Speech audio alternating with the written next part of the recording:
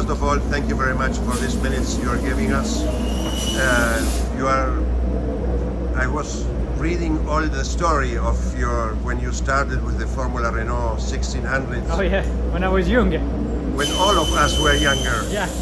But you made a long way in motorsport from the 1600, 2 liters, the GP2, Yeah. blah, blah, blah. And always successful and winning a lot of championships. That opened you the door to the Formula One. Yes. 180 races in Formula One, and now you are in IndyCar. You know that you are a superstar, aren't you? Are you aware of that? No. Well, I'm just a race car driver. you are a race car driver, but I tell you, you are a star. Thank and you. in Argentina, you have a very big fan base. I told this to you a few days ago, so I want them to know you a little bit better. Okay.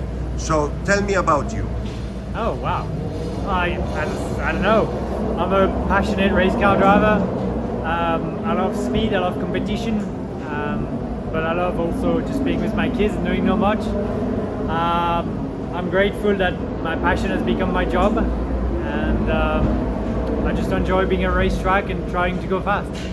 Okay, and your family, your wife and your 3 kids, live there. Are they living with you here in the US, or do they live in Europe? No, we all live in Miami, so it's a great city. Obviously, we're learning Spanish a little bit. In Miami, it's important, but they love it.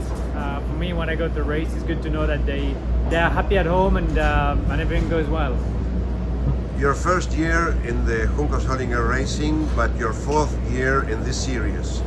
How did you adapt to this team, and how do you feel working with Ricardo, working with Agustin, who is a newcomer in the series? Yeah, pretty good. I mean, I joined the team mainly for Ricardo because I really loved his attitude and his philosophy of racing. And I didn't really know what to expect, but I must say that we've been doing really well so far. I mean, we struggle a little bit at 500, but the rest of the time we've been very fast and very competitive. So I'm excited that now we go races after races after races on different racetrack, and every time we got an opportunity to do well.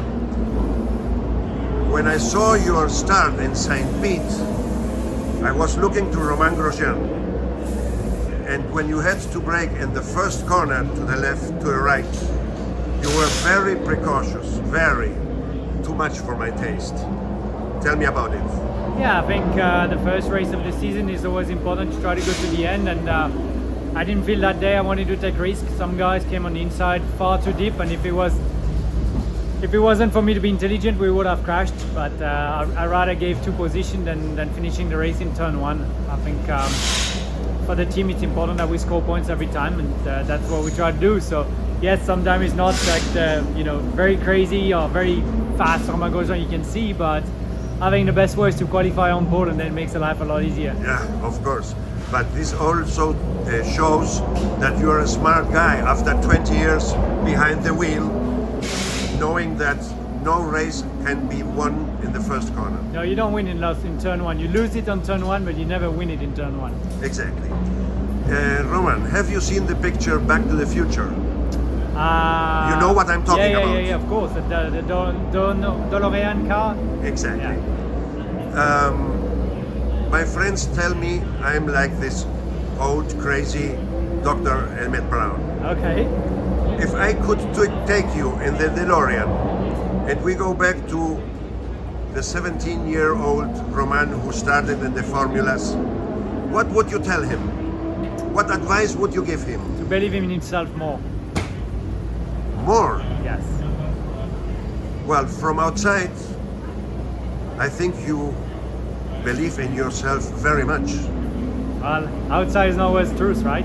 Yes, but I think that was one of my weaknesses. So if I was back to 17, I would start working as a psychologist a lot earlier, and I would believe in myself a lot more. well, because your story is very interesting. The whole story, how you went from Lotus to Renault, from Renault to Haas, how you changed the series and came to the IndyCar, and all the results you have had. Man, You have to believe in yourself. You're a superstar. I already told you. Yeah, I know.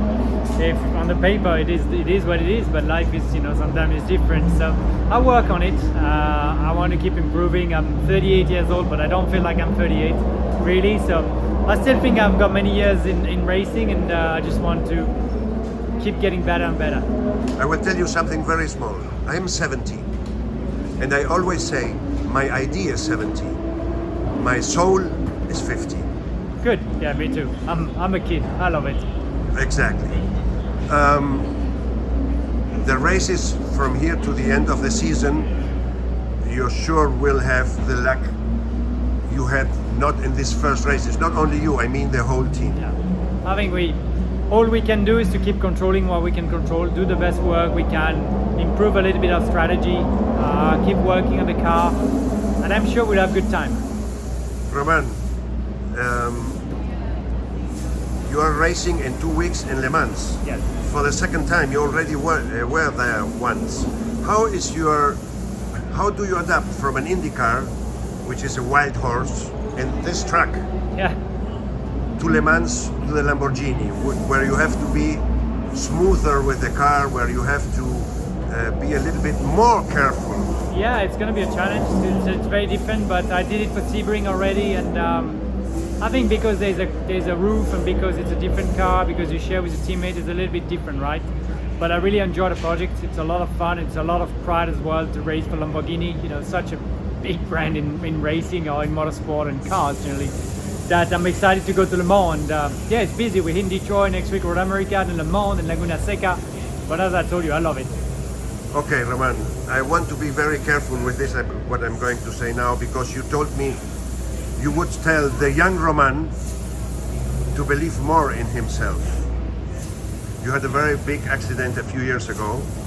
You came back. Your soul is hard like a rock to do what you did. Probably or sure with the help of your family and some people around you. But how did you put this in the past? You don't. To go It's to go again and put the throttle to the end. You don't put it in the past. I think you just keep with you. I think at that point it shows that my passion for racing was bigger than anything else, and that I enjoyed. Right? I could have stopped that day for sure. No. But on the day after, I knew I wanted to go back to racing. So I didn't tell my family straight away. It took me 2 weeks to tell them, but I knew that I was going back to racing. You have to convince your wife first. No, she could tell in my eyes.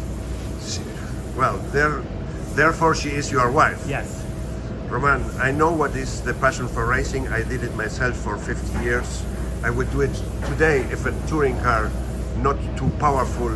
Again, I already spoke to Ricardo to make races with the Miatas and the Mazdas, etc.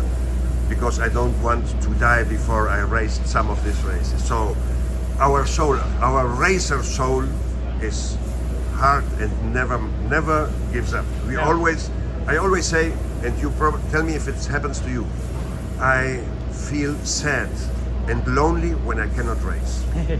I don't know, it hasn't happened to me yet, so we'll see. But yes, for sure right now, every time I come to a race, I'm excited and happy. Romain, thank you very much for these minutes. Gracias. One more. Tell me about Agustin. How do you see from the driver's point of view your teammate? How is he developing? How is he doing in his second season? Very well, very well. He's developing a lot. He's put a lot of confidence into the car, and you can tell from the result, right? He needs to put clean weekends together, but the speed is there, which is the hardest part. And from the technical, reading the data and developing the car, you are a very experienced driver. You did it for so long time. How is his level developing the car, putting the car, the setup of the car? I mean, that's why he needs to keep improving and keep learning, but it's only his second year, so you cannot know until you know it. So I think maybe if I can help him in anyhow, I will be very happy to do so. If he can learn from me, as you say, I've been doing it for a very long time, and I've been okay at it, so hopefully he can learn a few things and use that in his future. He says this every time he gives an interview. He says how proud he is to drive along you. Last question. Which is the biggest difference from a Formula One to an IndyCar, the car, but also the series, because here everybody has the same chassis, more or less the same engine, more or less the same electronics. So you are in a smaller team, you have the chance to Correct. be protagonist. That is the big difference, is that everyone has the same tools to work and to try to win the race. The dampers is a big development. Some teams are better than others for sure. But yes, everyone has got the same chance to win the race, and I love that.